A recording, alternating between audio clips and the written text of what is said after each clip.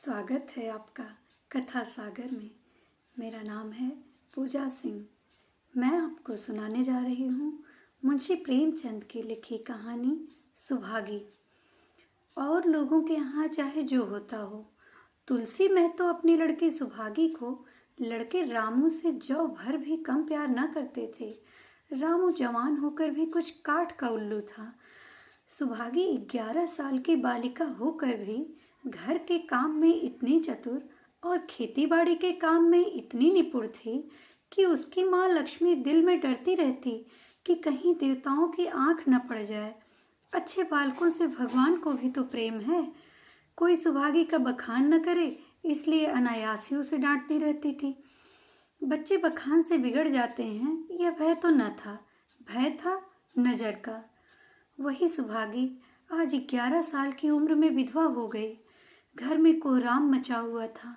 लक्ष्मी पछाड़ खाती थी, तुलसी सिर पीटते थे। उन्हें देख सुभागी भी रोती थी। बार बार माँ से पूछती, क्यों रोती हो अम्मा? मैं तुम्हें छोड़कर कहीं न जाऊंगी, तुम क्यों रोती हो?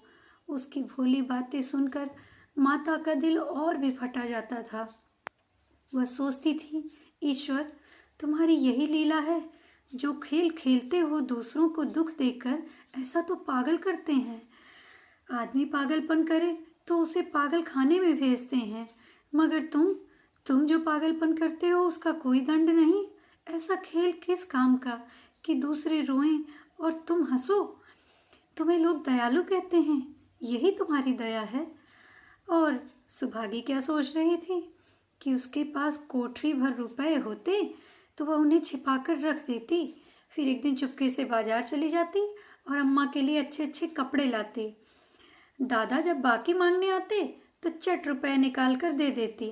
अम्मा दादा कितने खुश होते। यही सुभागी जब जवान हुई तो लोग तुलसी महतो पर दबाव डालने लगे कि लड़की का कहीं घर कर दो। जवान लड़की का यूं फिरना ठीक नहीं है। जब हमारी बिरादरी में इसकी कोई निंदा नहीं है तो क्यों सोच विचार करते हो? तुलसी ने कहा, भाई मैं तो तैयार हूँ, लेकिन जब सुभागी भी माने तब तो। यह तो किसी तरह राजी नहीं होती। हरिहर ने सुभागी को समझा कर कहा, बेटी हम तेरे ही भले की कहते हैं। माँ बाप अब बूढ़े हुए, उनका क्या भरोसा। तुम इस तरह कब तक बैठी रहोगी? सुभागी ने सिर झुकाकर कहा, चाचा मैं तुम्हारी बात समझ रही हूँ, लेकिन मेरा मन घर करने को नहीं करता। मुझे आराम की चिंता नहीं है, मैं सब कुछ झेलने को तैयार हूँ। तुम और जो काम कहो सब सिर आंखों पर, मगर घर बसाने की बात मुझसे न कहो। जब मेरी चाल कुचाल देखना तो मेरा सिर काट लेना। अगर सच्चे बाप की बेटी होंगी तो बात की भी पक्की होंगी। फिर लज्जा रखने वाले तो भगवान है, मेरी क्या हस्ती है कि अभी कुछ कहूँ। उजड़ रामू बोला, तुम अगर सोचती हो कि भैया कमाएंगे और मैं बैठी मौज करूंगी तो इस भरोसे में न रहना। यहाँ किसी ने जन्म भर का ठेका नहीं लिया है। रामू की दुल्हन रामू से भी 2 अंगुल ऊंची थी। मटक कर बोली, हमने किसी का कर्ज थोड़े ही खाया है कि जन्म भर बैठे भरा करें। यहाँ तो खाने को भी महीन चाहिए, पहनने को भी महीन। यह हमारे बूते की बात नहीं। सुभागी ने गर्व से भरे हुए स्वर में कहा, भाभी मैंने तो तुम्हारा आसरा भी नहीं किया और भगवान ने चाहा तो कभी करूंगी भी नहीं। तुम अपनी देखो, मेरी चिंता न करो। रामू की दुल्हन को जब मालूम हो गया कि सुभागी घर न करेगी तो और भी उसके सिर सवार हो गई। हमेशा एक न एक खुचड़ लगाए रहती। उसे रुलाने में जैसे उसे मजा आता था। वह बेचारी पहर रात से उठकर कूटने पीसने में लग जाती, चौका बर्तन करती, गोबर पाथती, फिर खेत में काम करने चली जाती। दोपहर को आकर जल्दी जल्दी खाना पकाकर सबको खिलाती। रात में कभी माँ के सिर में तेल डालती, कभी उसकी देह दबाती। तुलसी चिलम के भक्त थे, उन्हें बार बार चिलम पिलाती। जहाँ तक बस चलता माँ बाप को कोई काम न करने देती। हाँ, भाई को न रोकती। सोचती यह तो जवान आदमी है, यह काम न करेंगे तो गृहस्थी कैसे चलेगी। मगर रामू को यह बुरा लगता। अम्मा और दादा को तिनका तक नहीं उठाने देती और मुझे पीसना चाहती है।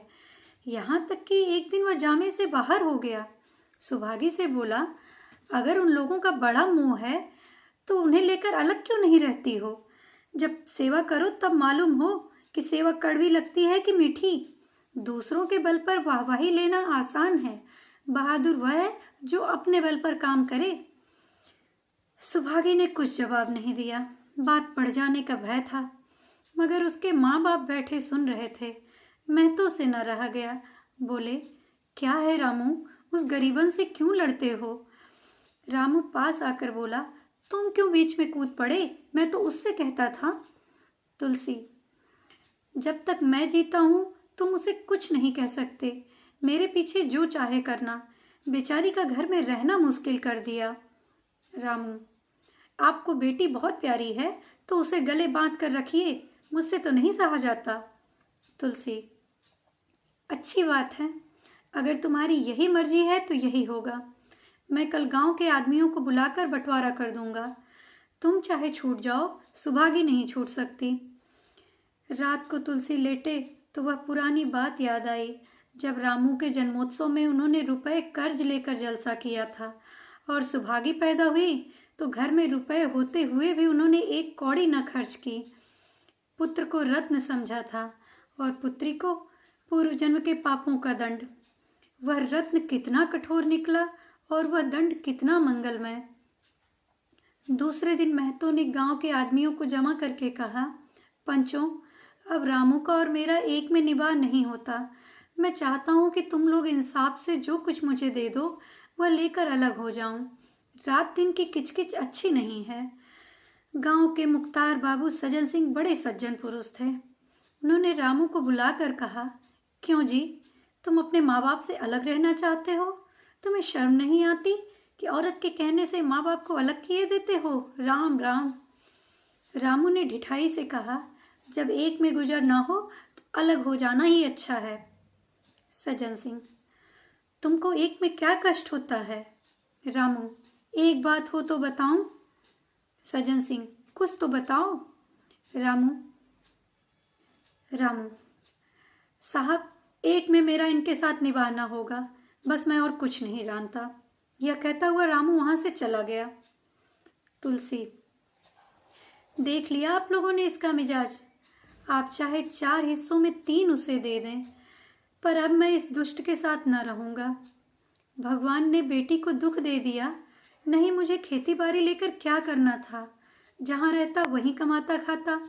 भगवान ऐसा बेटा साथ में बैरी को भी ना दें। लड़के से लड़की भली जो कुलवंती होए। सहसा सुभागी आकर बोली, दादा, यह सब बांट बखरा मेरे ही कारण तो हो रहा है।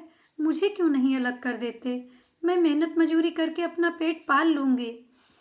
अपने से जो कुछ बन पड़ेगा तुम्हारी सेवा करती रहूंगी, पर रहूंगी अलग।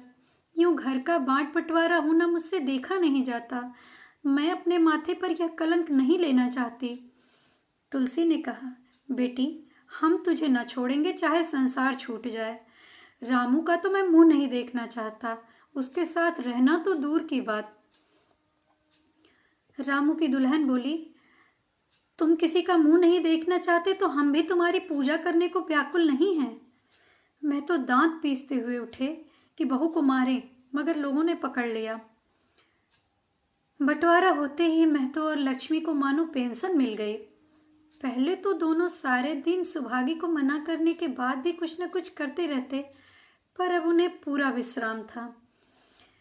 पहले दोनों दूध घी को तरसते थे, अब सुभागी ने कुछ पैसे बचाकर एक भैंस ले ली। बूढ़े आदमियों की जान तो उनका भोजन है, अच्छा भोजन न मिले तो वे किसके आधार पर रहें? चौधरी ने बहुत विरोध किया, कहते घर का काम यूं ही क्या कम है कि तू नया झंझट पाल रही है। सुभागी उन्हें बहलाने के लिए कहती, दादा, मुझे दूध के बिना खाना अच्छा नहीं लगता। लक्ष्मी ने हंस कर कहा, बेटी, तू झूठ कब से बोलने लगी? कभी दूध हाथ से छूती तक नहीं, खाने की कौन कहे? सारा दूध हम लोगों के पेट में ठूंस देती है। गांव में जहां देखो सबके मुंह से सुभागी की तारीफ। लड़की नहीं देवी है, 2 मर्दों का काम करती है, उस पर भी माँ बाप की सेवा किए जाती है। सज्जन सिंह तो कहते यह उस जन्म की देवी है मगर शायद महतो को यह सुख बहुत दिन तक भोगना न लिखा था। 7-8 दिन से महतो को जोर का जोर चढ़ा हुआ था। देह पर कपड़ों का तार भी न रहने देते। लक्ष्मी पास बैठी रो रही है। सुभागी पानी लिए खड़ी है। अभी एक क्षण पहले महतो ने पानी मांगा था, पर जब वह पानी लाए उनका जी डूब गया और हाथ पांव ठंडे हो गए। सुभागी उनकी यह दशा देखते ही रामू के घर गई और बोली, भैया चलो देखो, आज दादा न जाने कैसे हुए हैं, 7 दिन से ज्वर नहीं उतरा। रामू ने चारपाई पर लेटे लेटे कहा, तो क्या मैं डॉक्टर हकीम हूं कि देखने चलूं? जब तक अच्छे थे तब तक तो तुम उनके गले की हार बनी हुई थी, अब जब मरने लगे तो मुझे बुलाने आई हो। उसी वक्त उसकी दुल्हन अंदर से निकल आई और सुभागी से पूछा, दादा को क्या हुआ है दीदी? सुभागी के पहले रामू बोल उठा, हुआ क्या है, अभी कोई मरे थोड़े ही जाते हैं। सुभागी ने फिर उससे कुछ न कहा, सीधे सजन सिंह के पास गई। उसके जाने के बाद रामू हंसकर स्त्री से बोला, तिरिया चरित्र इसी को कहते हैं। स्त्री, इसमें तिरिया चरित्र की कौन सी बात है, चले क्यों नहीं जाते? रामू, मैं नहीं जाता, जैसे उसे लेकर अलग हुए थे वैसे उसे लेकर रहें। मर भी जाऊं तो न जाऊं, मर भी जाए तो न जाऊं। स्त्री हंसकर, मर जाएंगे तो आंख देने तो जाओगे, तब कहाँ भागोगे? रामू, कभी नहीं, सब कुछ उनकी प्यारी सुभागी करेगी। स्त्री, तुम्हारे रहते वह क्यों करने लगी? रामू, जैसे मेरे रहते उसे लेकर अलग हुए थे, और कैसे? स्त्री, नहीं जी, यह अच्छी बात नहीं है, चलो देख आए, कुछ भी हो बाप तो हैं ही, फिर गांव में कौन सा मुंह दिखाओगे? रामू, चुप रहो, मुझे उपदेश मत दो। उधर बाबू साहब ने ज्यों ही महतो की हालत सुनी तुरंत सुभागी के साथ चले आए। यहाँ पहुंचे तो महतो की दशा और भी खराब हो चुकी थी। नाड़ी देखी तो बहुत धीमी थी। समझ गए कि जिंदगी के दिन पूरे हो गए। मौत का आतंक छाया हुआ था। सजल नेत्र होकर बोले, महतो भाई कैसा जी है? महतो जैसे नींद से जाग कर बोले, बहुत अच्छा है भैया, अब तो चलने की बेला है। सुभागी के पिता अब तुम ही हो, उसे तुम ही को सौंपे जाता हूँ। सजन सिंह रोते हुए बोले, भैया महतो घबराओ मत, भगवान ने चाहा तो तुम अच्छे हो जाओगे। सुभागी को तो मैंने हमेशा ही अपनी बेटी समझा है और जब तक जीऊंगा ऐसा ही समझता रहूंगा। तुम निश्चिंत रहो, मेरे होते सुभागी या लक्ष्मी को कोई तिरछी आंख से न देखेगा, और इच्छा हो तो वह भी कह दो। महतो ने विनीत नेत्रों से देखकर कहा, और कुछ नहीं कहूंगा भैया, भगवान तुम्हें सदा सुखी रखें। सजन सिंह, रामू को बुलाकर लाता हूँ, उससे जो भूल चूक हुई हो क्षमा कर दो। महतो, नहीं भैया, उस पापी हत्यारे का मैं मुंह नहीं देखना चाहता। इसके बाद गोदान की तैयारियां होने लगी। रामू को गांव भर ने समझाया, पर वह अंत्येष्टि करने पर राजी न हुआ। कहा, जिस पिता ने मरते समय भी मेरा मुंह देखना स्वीकार न किया, न वह मेरा पिता है न मैं उसका पुत्र। लक्ष्मी ने दाह क्रिया की। इन थोड़े से दिनों में सुभागी ने न जाने कैसे रुपए जमा कर लिए थे कि जब 13वीं का सामान आने लगा तो गांव वालों की आंखें खुली रह गईं। बर्तन, कपड़े, घी, शक्कर, सभी सामान इफरात मात्रा में जमा हो गए। रामू देख देख कर जलता था और सुभागी उसे जलाने के लिए सबको यह सामान दिखाती थी।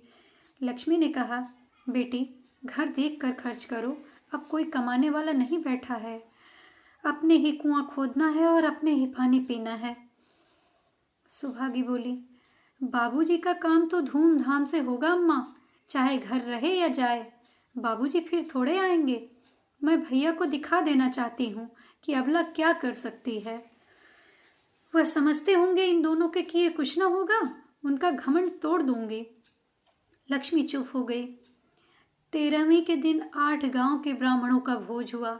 चारों तरफ वाह वाह मच गई। पिछले पहर का समय था, लोग भोजन करके चले गए थे। लक्ष्मी थक कर सो गई थी। केवल सुभागी बची हुई चीजें उठा रही थी, उठाकर रख रही थी।